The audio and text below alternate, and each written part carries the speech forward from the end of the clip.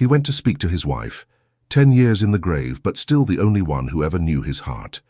But at her headstone, he froze.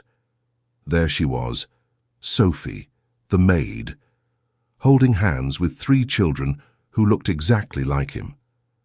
And when the smallest one turned and called her Mommy, the past he thought was buried began to dig itself up. The sun hit the edges of Carolwood Estates like liquid gold, slipping through the vast windows of the Santa Monica penthouse.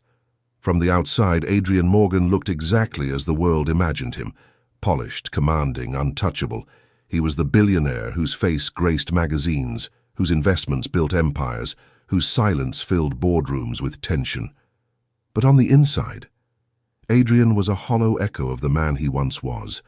Every year, on the same September morning, he disappeared from meetings, skipped interviews, and let calls go unanswered. No one questioned it. His assistant just quietly cleared his calendar, because they all knew it was the anniversary. 10 years ago, his wife died during childbirth. She gave him life, and she left him in the same breath. He never spoke about it, never held the child, never named them. All he did was write a check for the nursery staff, nod in Sophie Turner's direction, the quiet maid with kind eyes and steady hands, and bury himself in work. But this morning felt different. He couldn't shake the weight in his chest, like something was unfinished, like something was waiting. So he drove out to the memorial garden on the edge of Santa Monica, where marble headstones shimmered under trimmed trees and the air always smelled like lilies and secrets. He didn't expect anyone to be there, but as he stepped between the rows, his feet slowed, his breath caught. His heart did something strange, something he hadn't felt in a long, long time. There, kneeling at his wife's grave, was Sophie. Her hair was braided back, dress simple and soft, but it wasn't her presence that undid him. It was the 3 children beside her. 3 small, beautiful children, 2 girls and a boy, roughly 10 years old. One of the girls clung to Sophie's arm. The boy placed a flower at the headstone, and the smallest child, curly-haired, wide-eyed, turned to Sophie and whispered, just loud enough for Adrian to hear, "Mommy, can we say hi to her?" Adrian stopped breathing. The child's voice, the way he looked at Sophie, the way all 3 of them looked like him, his jaw, his eyes, even the way they stood. He stepped forward, his voice low, almost choking on disbelief. "Sophie, what is this?" She turned slowly, her eyes meeting his, like a wave hitting stone. There was no panic, no guilt, just sadness, and something else, something that felt like truth finally breaking free. "I didn't know you were coming today," she said quietly. He looked at the children again. The resemblance was undeniable. Why are they with you?" he asked, voice cracking in a way that embarrassed him. She hesitated. Then, gently, she answered, "Because I've raised them every day since she died." The wind rustled the trees. The moment hung in the air like a suspended breath. If you were in his shoes, would you demand answers, or walk away from the truth staring you in the face? Let me know in the comments. Adrian Morgan hadn't moved in over a minute. 10 years of power, boardroom wars, private jets, and paparazzi didn't prepare him for this. The wind stirred gently around him, but inside his chest a storm had broken loose. Sophie stood still by the grave, her hand resting on the shoulder of the smallest child, the one who had just called her Mommy. Her touch was light, protective, natural, too natural. "You raised them," he repeated, his voice low, almost foreign to his own ears. Sophie nodded once. No dramatic confessions, no tears, just a quiet honesty that cut deeper than any scream. From the moment they opened their eyes, he blinked, trying to process what that meant. The timeline, the implications, the betrayal, not just of her, but maybe of himself. "I didn't even know there were 3. "You didn't ask," she replied. That silenced him. She hadn't said it with malice, not even accusation, just truth. Truth that made his chest tighten. He looked at the children again. They were sitting now, quietly, as if understanding this moment was not theirs to interrupt. The boy traced a finger over the name etched into the stone. Lillian Grace Morgan, beloved wife, cherished soul, taken too soon. They come here with me every year, Sophie said softly, breaking the silence. To visit her, to talk to her, I tell them stories about her, about you. Adrian's throat burned. You talk to them about me. They ask about their father, she said. I didn't know how to explain why he never asked about them. Adrian turned away, jaw clenched. His heart was pounding now, not from rage but regret. He'd buried himself in work, drowned in silence, pushed the nursery door closed after the funeral and never opened it again, not once. Why didn't you tell me? He asked, his voice cracking. You weren't ready, she whispered. You were broken, and I didn't want them to feel unwanted. That word hit harder than anything. Unwanted. He looked at the children again, laugh lines already forming in the corners of their eyes, joyful, bright, innocent, and they had lived their whole lives thinking their father didn't want them. His gaze landed on Sophie. He had barely noticed her over the years, always quiet, always present, never intrusive, just there. A constant shadow in the corners of his penthouse, raising the kids he never saw. But now, here, she wasn't a shadow. She was the one who stayed. Do they think I'm dead? He asked. Sophie shook her head. No, I told them the truth, that you were grieving, that sometimes grief makes people disappear, even when their bodies are still around. He wanted to scream, to cry, to reverse time, but all he could do was whisper, and they call you Mommy.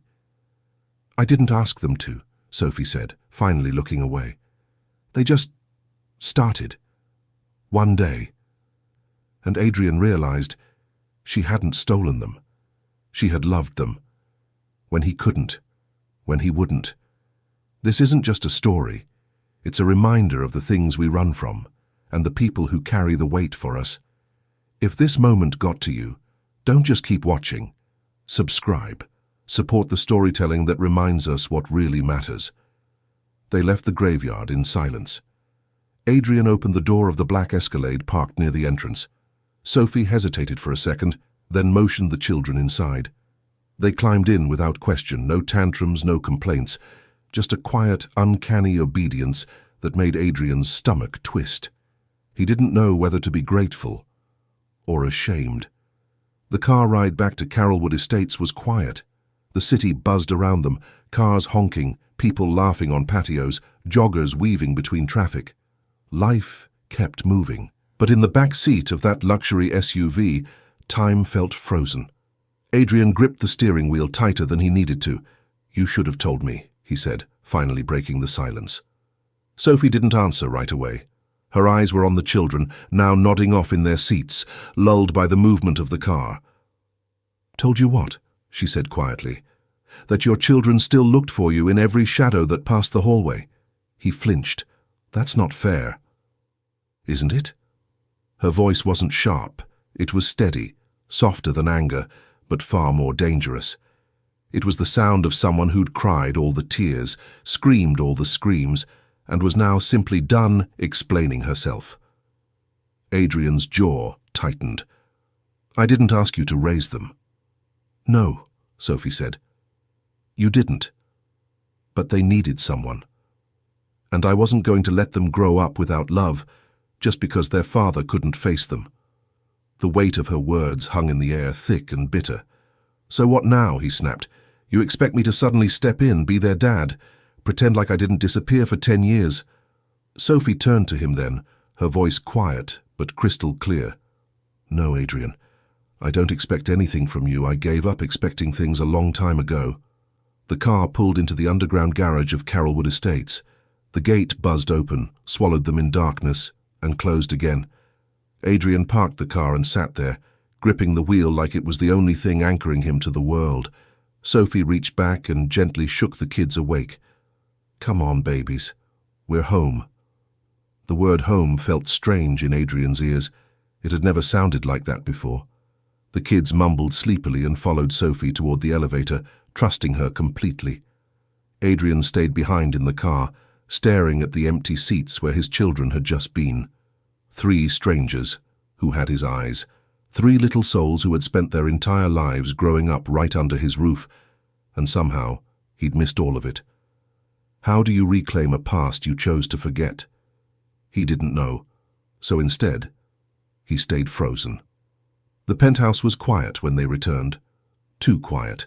The kind of silence that magnified every footstep, every breath, every unsaid word echoing between marble floors and glass walls. Adrian stood in the doorway watching as Sophie guided the children upstairs with the ease of someone who had done it 1,000 times. She didn't ask for permission. She didn't wait for him to tell her what to do. She belonged here, and that realization both unsettled and humbled him. When she came back down, she didn't look at him, just walked past him into the kitchen like it was any other Tuesday. Adrian followed, arms crossed. So what now? You just live here? Like some secret family I never knew I had?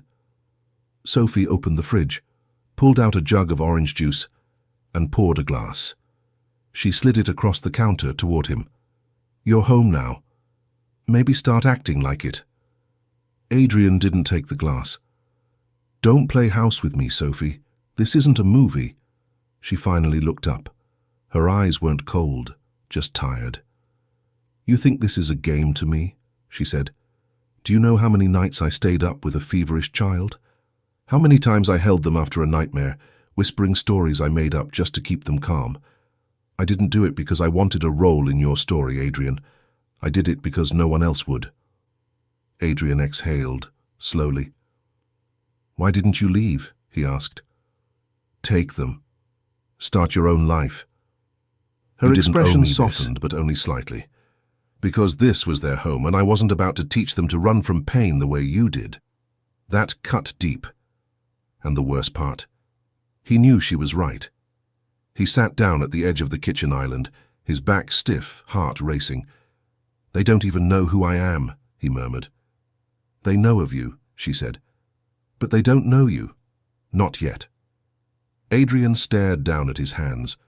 Sophie reached into a drawer and pulled out a worn folder. She hesitated, then placed it in front of him.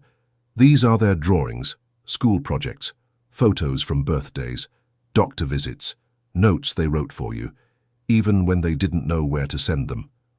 Adrian opened the folder slowly. Crayon drawings, stick figures labeled me, Mommy, and Daddy. A Father's Day card from 3 years ago. Dear Dad, I hope you're happy where you are. I love you even if you forgot us. His eyes blurred.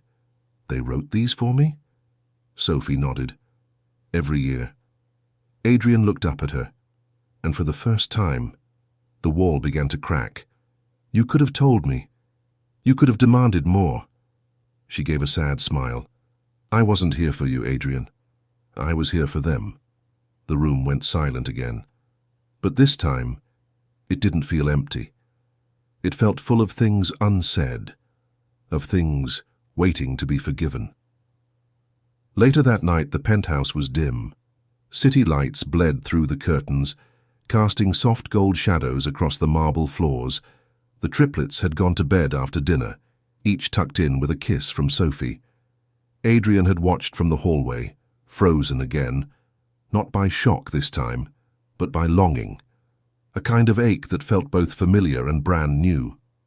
He stood at the edge of the living room now, while Sophie sat curled up in one of the armchairs, a worn baby monitor in her hand. She glanced at it every few seconds, out of habit more than necessity. You still use that? Adrian asked, stepping closer. Old habits, she said quietly. They used to get night terrors, especially Emily. He hesitated, then sat across from her. They're beautiful, he said softly. All 3. They're yours, she replied, eyes still on the monitor. A long silence passed between them. Not cold, just, heavy. Finally, Adrian spoke. Tell me what happened, please. The truth this time. Sophie looked at him for a moment. Then she reached into a side drawer and pulled out an old photo album. She opened to the first page. A sonogram. 3 tiny dots. She was so excited, Sophie said. Lillian. When she found out it was triplets, she laughed and cried at the same time. Said it was like God had a strange sense of humor. Adrian smiled faintly. He hadn't remembered that. She had a hard pregnancy, Sophie continued.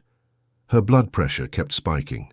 Doctors warned her about complications, but she refused to slow down. She wanted to be strong, for you. Adrian looked down. I should have been there more. Sophie flipped another page. A hospital bracelet. A note in Lillian's handwriting. Tell Adrian I love him even if I don't wake up. Adrian's chest collapsed inward. She wrote that? Sophie nodded. The night before the C-section. She was scared, Adrian. But she kept smiling. She made jokes with the nurses. Sophie took a breath. She knew. Her voice wavered. I was there. I held her hand while she screamed, and when her heart stopped, I was the one who held the babies while the machines went silent. Adrian's eyes filled. Why didn't anyone call me? They tried, she said, but your phone was off. You were on that flight to Tokyo. You left a day before the surgery. Adrian shut his eyes. He remembered now.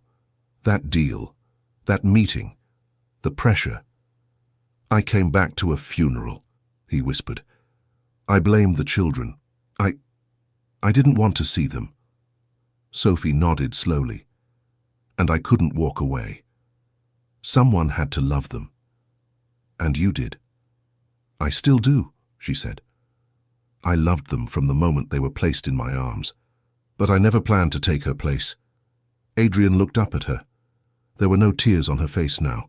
Just strength. The kind of strength he'd taken for granted for far too long. You never once asked me for help, he said, because you weren't ready. And I wasn't going to use children to force a man to feel. The line hit like thunder in his chest. For 10 years he'd been walking through a world painted in grayscale. No joy, no depth, no connection. Now in front of him was the woman who had raised his children with nothing but heart and never asked for anything in return. If this truth hit you like it hit Adrian, don't just watch and walk away. Subscribe. Because some stories deserve to be heard, and some voices, like Sophie's, deserve to be remembered. The next morning, the sound of laughter drifted through the penthouse halls. Adrian stood just outside the living room, still in his robe, coffee untouched in his hand. On the couch, the triplets were huddled around Sophie, who wore pajama pants and a worn hoodie that clearly wasn't hers, probably one of his. The kids were giggling as she tried to braid Emily's hair, while simultaneously helping Ethan build a Lego tower. The third, Elise, was reading aloud from a book, only half pronouncing the bigger words, but smiling with every syllable. And then the dragon said, "You can't scare me, I live with 3 children," Elise shouted, throwing her arms in the air. Sophie laughed, the kind of laugh that warmed every corner of a room. Adrian had forgotten that sound. He stepped in, hesitantly. "Am I interrupting?" The room went still for a second. Then Ethan turned around. "Hey, it's you." Adrian smiled awkwardly. "Yeah, it's me." Sophie didn't say anything at first, but she offered a small nod. "Come in. There's room." He walked over and sat on the edge of the couch, unsure of what to do with his hands. Elise reached over and placed the book in his lap. "You read it." Adrian looked at the title. The Daddy Book, by Todd Parr. His eyes flicked to Sophie. She gave him a look that said, "I didn't choose it." They did. He cleared his throat and started to read. His voice was rusty at first, but with every page, the words came easier. Some daddies have hair. Some daddies don't. Some daddies ride bikes. Some daddies drive trucks. All daddies love their kids. Ethan leaned against his shoulder. Adrian froze. And then, slowly, he put an arm around his son. No one said a word. When the story ended, the triplets clapped. Adrian smiled genuinely. "You're good at reading," Elise said. "Well," Adrian replied, "I've been out of practice, but I'm learning." The kids wandered off, chasing after Sophie's promise of pancakes. Adrian stayed behind on the couch, blinking back a surprising sting in his eyes. A few minutes later, Sophie returned, wiping her hands on a dish towel. "You did good," she said softly. "They're incredible," he said. "I don't know how you did it, all of this Alone. She sat beside him, not too close, not too far. I wasn't alone, she said. I had them. They made me laugh on the hard days, and sometimes I'd just sit in Lillian's room and talk to her. Adrian looked at her, stunned. You talked to her? Sophie nodded. Almost every night. I told her about their milestones, their birthdays, their first teeth, their favorite songs, and sometimes I cried, because I missed her too. Adrian swallowed hard. I thought I was the only one who loved her. You weren't, she whispered. She was the kind of woman who left fingerprints on your soul. A silence passed, but this time it wasn't heavy. It was soft. I was angry at the world when she died, Adrian said, but I think I was more angry that she left me with feelings I didn't know how to feel. Sophie looked down at her hands. Grief does that. It makes you believe love is a danger. Adrian met her eyes. Is it? She smiled faintly. Only when you don't let it in. The mood in the penthouse shifted 2 days later. Everything had been calm, surprisingly so. Adrian had cleared his schedule. He helped with breakfast. He read bedtime stories. He even laughed when Emily spilled syrup all over his dress shirt. But peace never lingers long when it's built on unspoken truths. That afternoon, Sophie returned from a quick grocery run. The kids were upstairs playing. Adrian was on a call in his office, door slightly ajar. She knocked softly, holding a bag of fresh fruit. They asked for strawberries again, she said, smiling. Adrian looked up from his desk, distracted. Sophie, can we talk later? I'm in the middle of something. She nodded, a little thrown, but left the fruit on the counter. She turned to leave, until she heard her name. Yeah, her name's Sophie Turner. Black woman, early 30s. She's the one who's been taking care of them. Sophie stopped cold. Adrian was still on the call. No, I don't have legal custody documents. She was a housemaid. It was never formal. But she's raised them, yes, all 3, since the birth. I'll have the lawyers draw something up. Her stomach dropped. She stepped closer to the door. Her heart thundered. No, we can't let her stay without a contract in place. I don't care how long it's been. We need to protect the estate, just in case. Just in case. The words echoed like a slap. She backed away from the door. The fruit bag slipped from her hand, strawberries rolling across the polished floor. Adrian looked up. Sophie, wait. But she was already gone. She locked herself in the guest room. Not their room, not the nursery, not the living room where they'd laughed only yesterday. He found her hours later, sitting on the edge of the bed, arms folded tightly. You went behind my back, she said without looking up. It's not like that, Adrian said quickly. I was just talking to legal. To make sure I don't come for your money. No, I was trying to make it right. You don't make things right by treating me like a threat, she said. You make them right by trusting me. Her voice broke on the last word. I trusted you, she whispered. For 10 years I stayed. I loved them. I gave them a home. And the second you feel the weight of responsibility, you call lawyers instead of talking to me like a human being. I didn't mean to hurt you, but you did. The pain in her voice was sharp, not loud, but piercing in its restraint. You said you were learning, she added, barely above a whisper.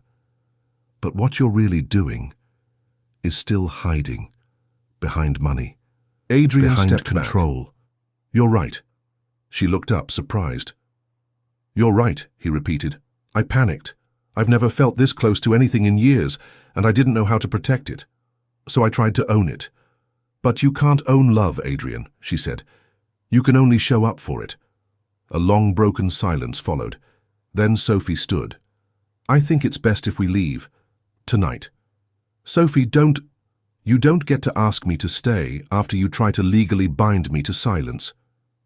He didn't fight her, he didn't stop her, because deep down part of him still believed he didn't deserve them.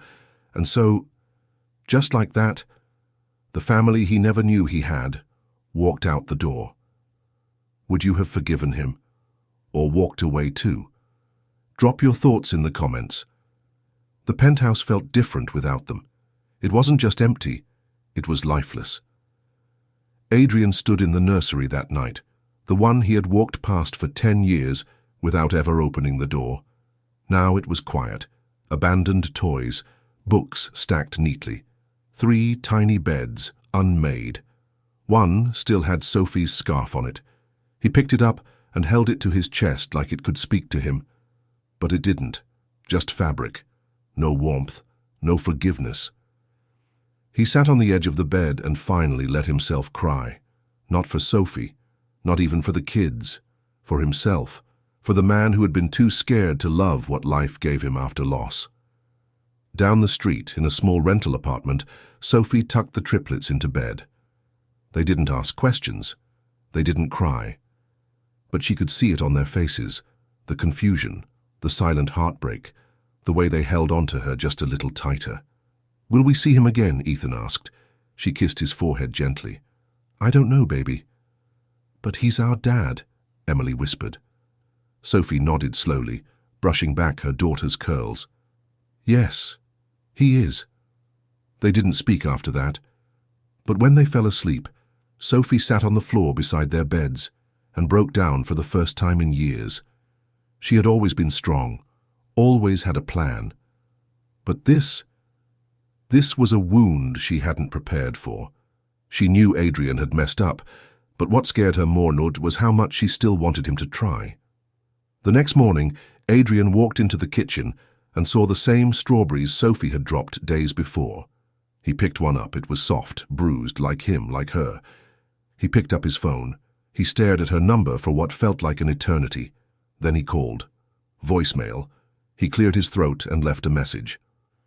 "Sophie, I don't know if you'll listen to this, or if you'll care, but I need you to know something. You were right. I treated you like a liability instead of the anchor you've been to our children. And to me." He paused, his voice shaking. "You stayed when I ran, you showed up when I disappeared, you gave them love I was too afraid to give. And now I want to learn, if you'll let me." Another pause. "I'm sorry, not just for the call, for 10 years of silence, for leaving you to carry everything. I see it now, I see you." He ended the call and let out a breath that felt like it had been sitting in his chest for a decade. Across town, Sophie replayed the message. Twice, then 3 times, and on the 4th time, she cried. But it wasn't the kind of cry that breaks you. It was the kind that opens you up again. Later that evening, the triplets found her packing a small overnight bag. "Where are we going?" Elise asked. Sophie smiled through her tears. "Somewhere we belong." The morning was cool, cloudy and still. Adrian stood once more before Lillian's grave, this time with a bouquet of fresh lilies in hand. But he wasn't alone. The sound of small feet crunching the gravel behind him made him turn. Sophie. And the triplets. She didn't speak right away. Neither did he. She just stood there, watching him as the children slowly stepped forward and surrounded the headstone. Elise traced the carved name with her fingers. Ethan placed a smooth river stone at the base. Emily sat cross-legged and hummed the lullaby Sophie always sang at bedtime. Adrian swallowed the lump in his throat. "I brought lilies," he said quietly. "Her favorite." Sophie nodded. "She'd like that." A pause. "Thank you for coming," he added, eyes on the kids. "I didn't know if you would." "They asked to," Sophie replied. "And I wanted to hear what you'd say, in front of her." Adrian exhaled. He turned back to the headstone. "Lillian," he said softly, "you were the love of my life. And when I lost you, I thought that meant love was over for me." His voice cracked. "But it wasn't. You left me 3 pieces of you, and you left someone strong enough to raise them when I couldn't." He looked at Sophie. "You didn't just raise them, Sophie. You raised me, without ever asking for anything in return." Sophie blinked back tears. "I didn't need anything. I just wanted them to feel loved." "They did," Adrian said, "because you gave them everything." He stepped closer to her. "And now, I'd like to give you something back. a home, a choice, a partner, if you'll have me. The triplets looked up, eyes wide. Are we staying? Emily whispered. Sophie looked down at them, then back at Adrian. That depends, she said. On what? On whether you're willing to start over, not just with them but with me as equals, no lawyers, no fear, just honesty. He smiled, and for the first time, it reached his eyes. That's all I want. They stood there, together, as the sun finally broke through the clouds. Later, back at the penthouse, Adrian knelt beside the triplets. I know I've missed a lot. First teeth, first words, first steps. You still have time, Ethan said. Adrian hugged him tightly. If you'll let me, he whispered. That night they all curled on the same couch, blankets everywhere, cartoons playing, and laughter echoing through the marble halls. The home was no longer quiet. It was alive. And as Sophie leaned her head on Adrian's shoulder, she whispered, she'd be proud of you. Adrian looked down at her. She'd be proud of you. She smiled.